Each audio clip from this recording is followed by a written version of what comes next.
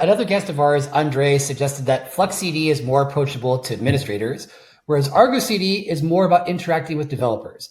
Do you agree? And in addition to that, what's your advice when it comes to implementing GitOps? Yeah, I think FluxCD to me seems more like a toolbox for building GitOps workflows, whereas ArgoCD is a more an opinionated, and I don't mean that in a bad way, approach to how to do GitOps. So I definitely I can see that ArgoCD can appeal to people just wanted to get hit the ground running with GitOps, while someone more experienced might want to fine tune exactly how things are going to play out in a more complex GitOps deployment in a more complex organization. And I think so I agree with that statement. I think what's important with GitOps is really to understand what you're getting into and the consequences of that for your development pipelines, for your deployment pipelines, and for your organization, and for how that kind of does require a mindset, like all kind of change shifts like this, right? It does require people to think a little bit differently,